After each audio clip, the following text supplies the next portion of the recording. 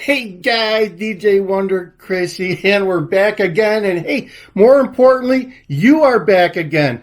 Like, share, and subscribe as we continue the Adam Francisco interview. And thanks for joining. Let's move on with the interview. A lot of lefties are blaming Trump for inflations. What's your thoughts on that? We're seeing the impact now, and a lot of people are saying, well, Joe Biden has all this inflation because of COVID. Did you forget that?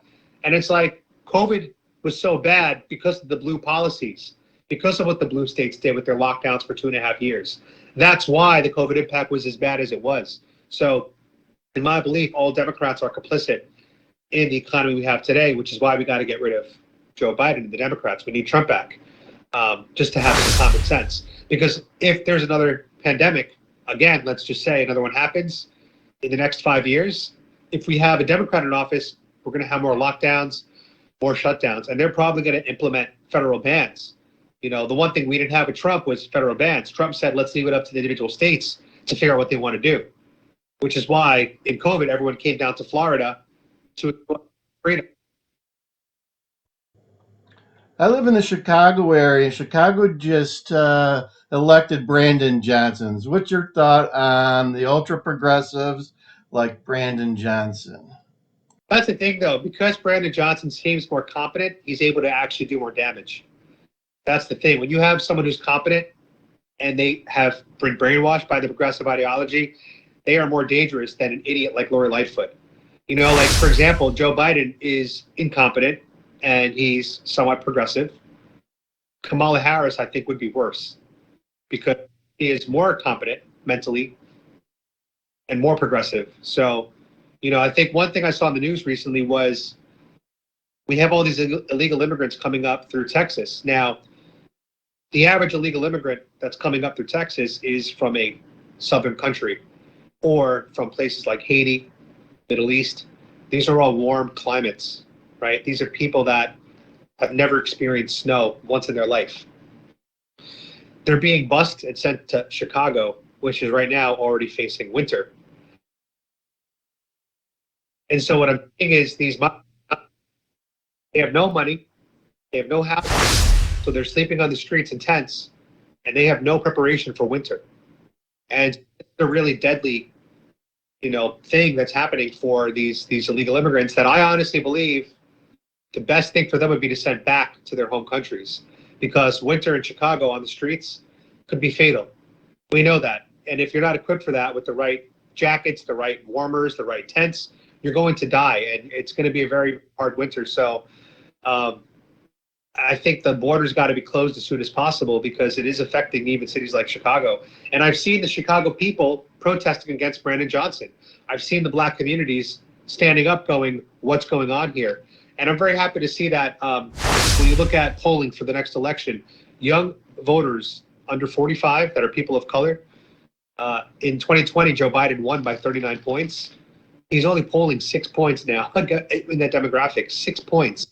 That's a 33-point swing with black and brown voters for Trump. So you ask me, people, yeah, that is on my my Instagram, Be Free My Sheeple. I shared that stat there. So you asked earlier in this conversation, are people waking up? Yes, people are waking up. I was looking at your website, befreemysheeple.com, and I saw a pretty nice slideshow of all the celebrities that you have had selfies with. Who was the celebrity that you enjoyed meeting the most? Oh, that's a great question, and the answer is very simple. Stan Lee, creator of Marvel Comics, was my number one celebrity that I met in my life.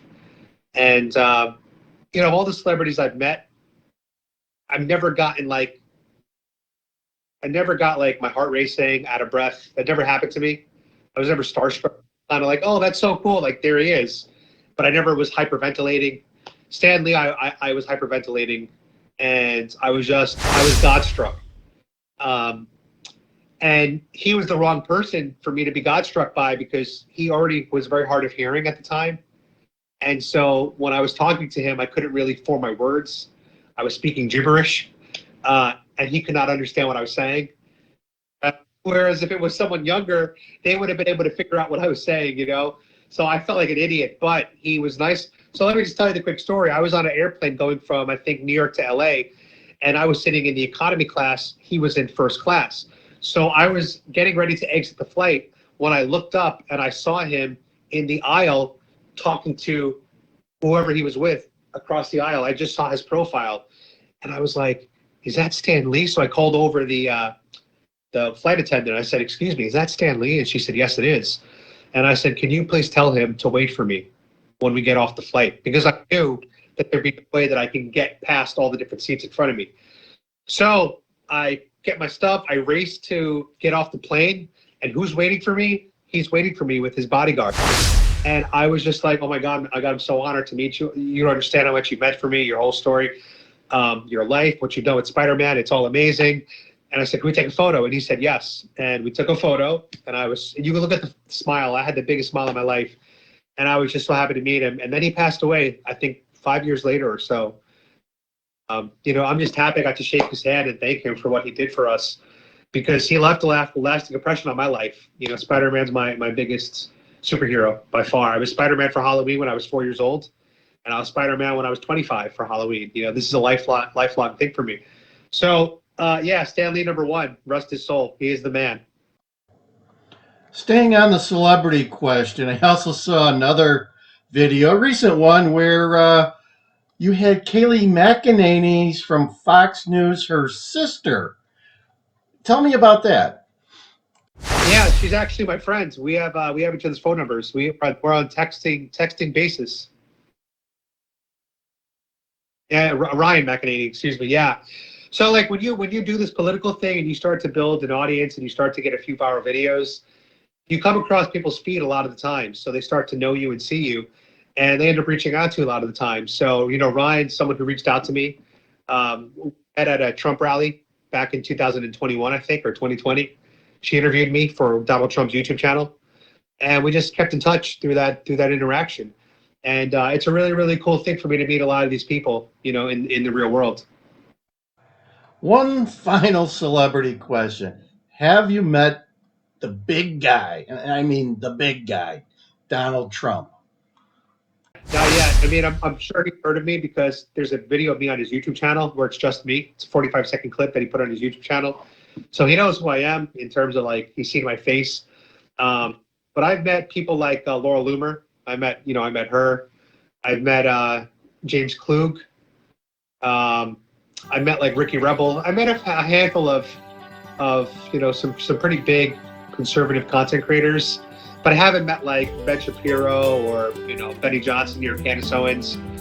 I'll probably meet them eventually. It just hasn't happened yet.